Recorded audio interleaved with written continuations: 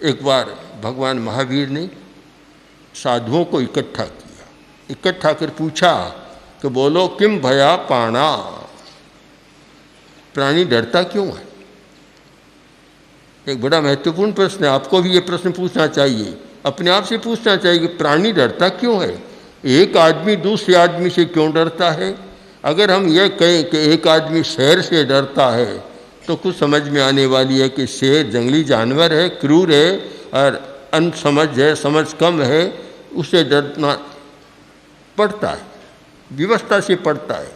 पर एक आदमी दूसरे आदमी से क्यों डरे?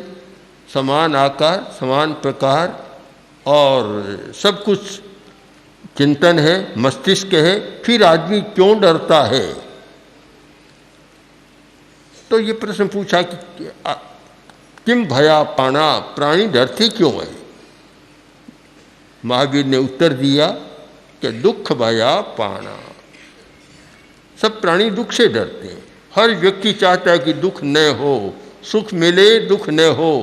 सुव साया दुह परिकूला, इतना सुंदर वचन है कि सुव साया सुख की आकांक्षा है और दुह परिकूला दुख के प्रतिकूल है। बस इतने में सारा आ गया। हर प्राणी सुख का आकांक्षी और दुख का विरोधी, दुख को अनाकांक्षी है। तो फिर प्रश्न हुआ, दुख के केण कड़ी, दुख किया किसने? दुख कहाँ से आ रहा है? आप बताइए। बहुत लोग हैं, बड़े बड़े शहरों से आए, बेंगलोर से आए, मद्रास से आए हैं, कलकत्ता से आए हैं। उनसे पूछना चाहता हूँ कि दुख पैदा कहाँ होता है? क्या कोई कारखाना है? क्या कोई दुकान है? क्या कोई बड़ा उद्योग है दुख का कि जहाँ दुख पैदा होता है? आजकल हजारों चीज़ें पैदा होती है, हर वस्तु पैदा होती है। इतनी चीज़ें के साथ पुराने लोगों ने कभी कल्पना नहीं की कि खाने की भी इतनी चीज़ें बड़े बड़े उद्योगों में पैदा होती है। आज तो धड़ल्ले से हो रही है, कितने सारे होते। पर मैं आपसे पूछना चाहता हूँ कि दुख का कोई कारखाना है कहीं? हो तो बताएं, हम ही देखें कैसे होता है। बहुत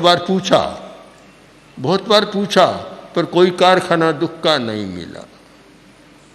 तब फिर है कि दुख के केन कड़े, कि दुख का कारखाना है पमायेनम, अपने ही प्रमाद से व्यक्ति दुख पैदा करता है। कोई कारखाना नहीं, कोई और कुछ नहीं, व्यवसाय नहीं, हर व्यक्ति अपने ही प्रमाद से दुख पैदा करता है।